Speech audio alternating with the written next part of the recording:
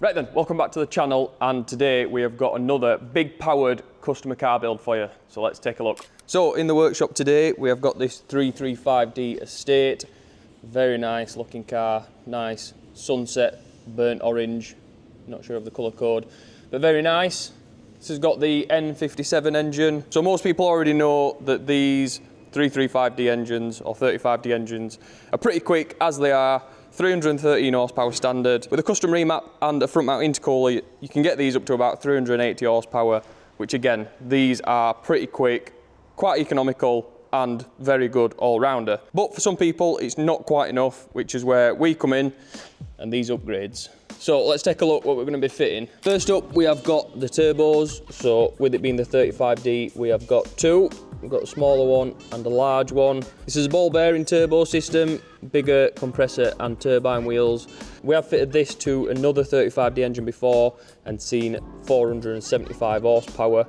Obviously, just bolting these on and mapping it isn't going to see that, so it does need some supporting mods. But let's go through what else this car is going to be having. So, as well as the turbos, we have got a high pressure fuel pump upgrade. This is off the 50D engines. And along with that, we have also got the injector upgrade. Pressure sensor. With the turbos and the fueling upgrades, we should be seeing upwards of 450 horsepower.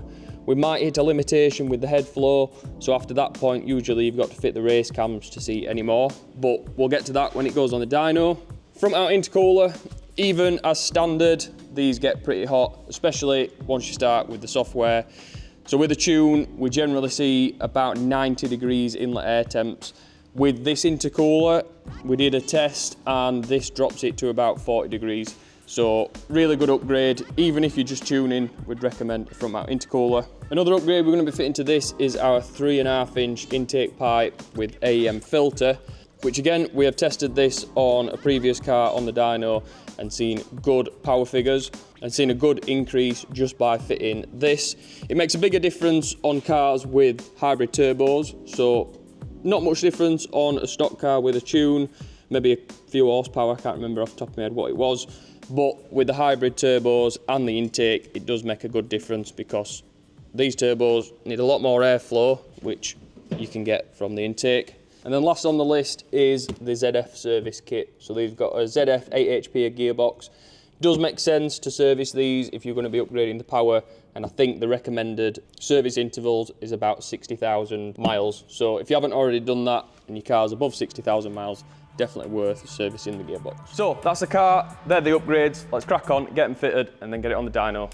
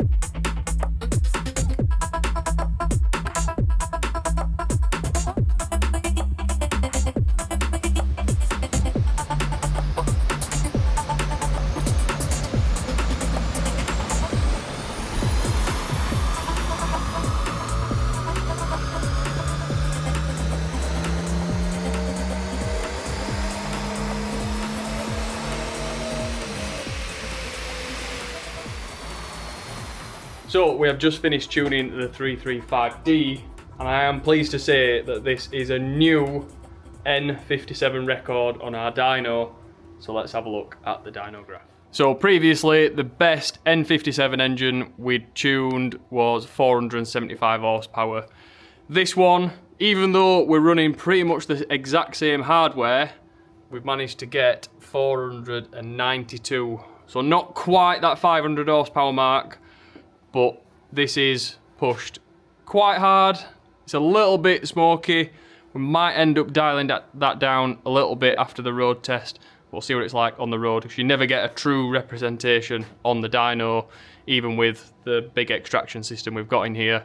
But that said, this is going to be very, very quick.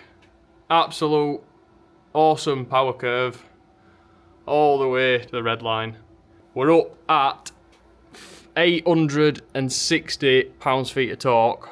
It's absolutely mental torque figures. I'm looking forward to getting out in this and driving it.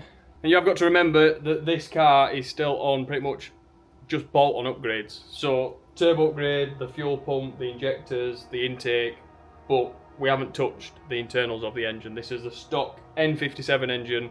A lot of people say these are not reliable, they have crank issues. We see very little of those issues through our workshop. In fact, I don't think we've seen any through our workshop. We've heard of a few cases online, but then, as with most other problems that you hear about online, they probably do get blown out of proportion a little bit.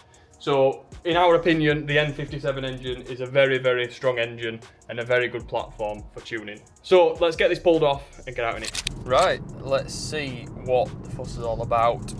Nearly 500 horsepower, a diesel estate BMW. Looking forward to this. It is nearly 30 degrees today, one of the warmest days so far this year in England. So probably not ideal for inlet air temps, but I don't think we really have to worry about them too much. Just only going to do a few pulls, see what it's like. But yeah, as with the rest of these builds, straight away driving this normally feels normal.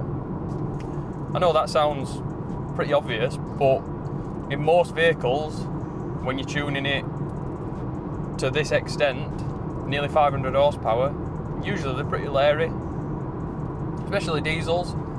But this and these engines, you don't really get that. You can drive this round and it feels like you're driving pretty much a standard car.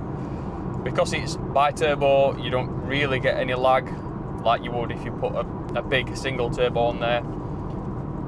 So yeah, straight away, feels good.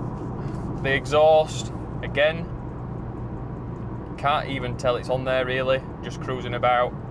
I mean now, just cruising up the bypass, we're at just over 1,000 RPM. Practically just ticking over, doing 50 mile an hour. And it's a nice place to be. Nice, comfortable.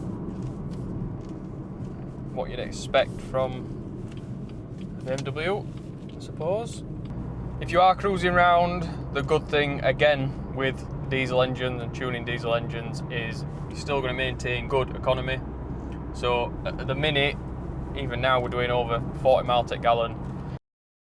So that is one of the big appeals. But if you're not bothered about your fuel economy, you can put it in sport.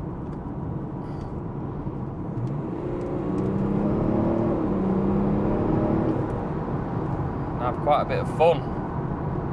So, as you'd expect, the exhaust note starts to come alive when you put your foot down. I mean, that was a very, very little pull. Straight away you can feel the torque. 160 pounds-feet, that's like well over 1,000 Newton meters, probably 1,200 Newton meters off the top of my head. We'll put up the exact figure. But insane torque figures from this. Absolutely mental. Not said that in a while. So first impressions are good, but let's be fair, you've not come to this video to watch me cruise up and down the bypass to see what economy we're getting. We all want to know what this is actually like when you put your foot down. So let's find out.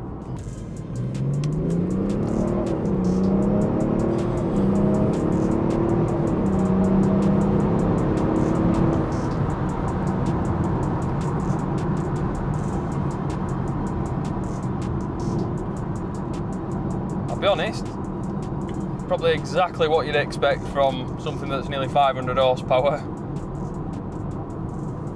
This is a quick, very quick car. I have said it before with these particular engines and this particular vehicle, this has got to be one of the best all-round cars you can buy. 100%. Fuel economy, the power you can get out of them. This being the estate, you've got all the room that you'd ever need in the back of a car. If you need more, then buy a van. It's comfortable. They're not mega expensive, these to buy. Might be out of some people's budget, but for a lot of people, this is probably an average price car in the UK. This particular vehicle's only done 50,000 miles, so I'm pretty sure you'd be able to get one even cheaper if you got one with a bit high mileage. Bear in mind, if you are buying one to tune, you're going to be replacing the turbo, you're going to be replacing the injectors, the fuel pump to get to this sort of power anyway.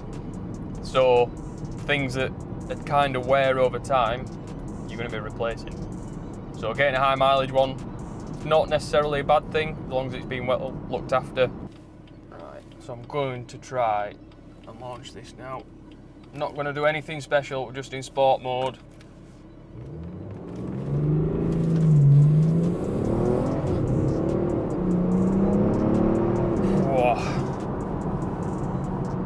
That done half put you back in your seat. So even that wasn't overly aggressive launch, literally just sport mode. Left foot on the brake, right foot on the accelerator. When you're ready, let off. And that was 4.4 something. I think that was 100 to 200, but pretty much there for 0 to 60. So I'm pretty sure if you really wanted to try get this faster, 100% there's a lot more in it. You can do it in manual. I'd go as far as saying this is easily into the 3 seconds, 0 to 60.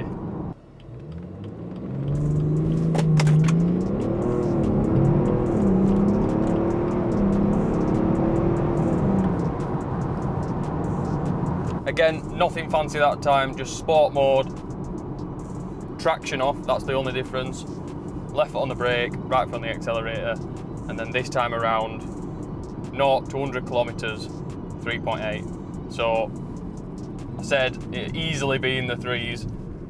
There's even more in it. There's more in it still, but I think today that's enough to prove that this is a very, very quick car. So we'll head back to the unit, we'll do the final checks and everything, get this ready for the customer collecting.